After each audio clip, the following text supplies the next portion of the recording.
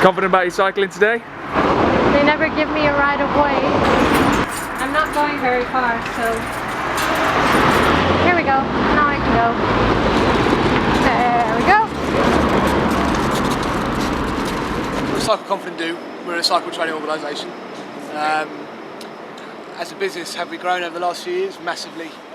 Huge growth in demand for cycling, huge growth in interest in cycling, and therefore, yeah, we've had more and more work, which has kept us more and more busy. So quiet today, I don't feel nervous at all. You can tell there's loads of cyclists about as well. I'll tell you the truth, it's a bit naughty, but I don't like stopping at the zebra crossing because I feel a bit like a pedestrian as well. Shit! There has to be a consensus about how we see London transport in the next 20-30 years, and then putting a consistent message across to everybody to dictate how that's going to be received. Don't you like to go very far? No, I'm scared of the traffic in central London, so I only tend to ride around here because it's a bit quieter. No one crossed. Oh! I have to stop. Oh, naughty! The car didn't stop.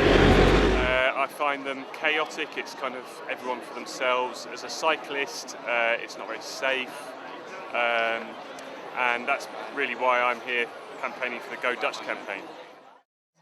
So you've heard about the Go Dutch campaign? Yeah. So you're for more lanes and a better London. Oh, definitely more lanes, and maybe even cycle lanes on shared with pedestrians, like on the pavement, like they do have them in Europe. And there is not often a lot of space to move out of the way, so I prefer just riding it around here. Ghost bikes, for any cyclist or anybody who knows what they are a really sad thing to see.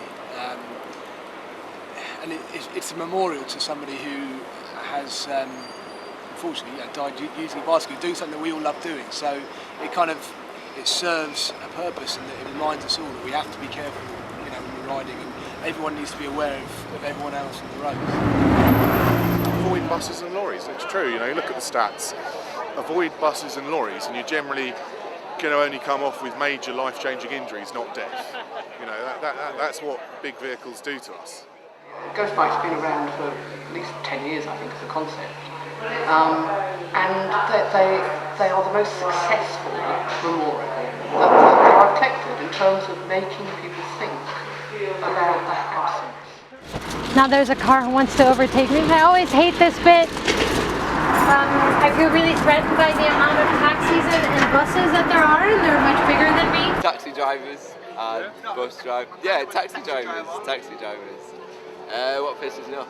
Nothing really. I actually think that the London drivers are more aware of cyclists than the ones in Manchester. Anyway, that's a fact.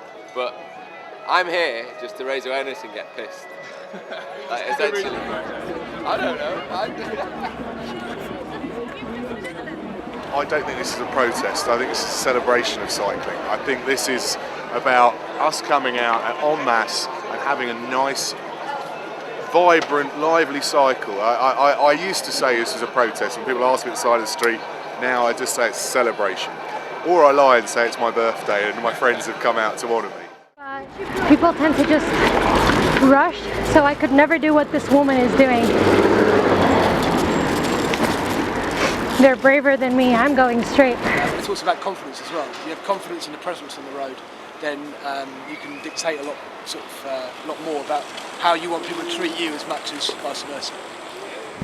This intersection coming up here, I'm always really scared because I need to cross the road, and I never know if cars are going to treat me like a car, like a vehicle, or like a pedestrian. A lack of signage on the road, like saying, give a wide berth to cyclists, and think bike. Okay, back on track.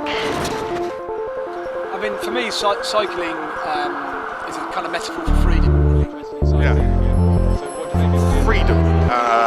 Freedom to go and do more things than you thought were possible. I think it's just a freedom, really. The nearest thing to flying that I could ever experience.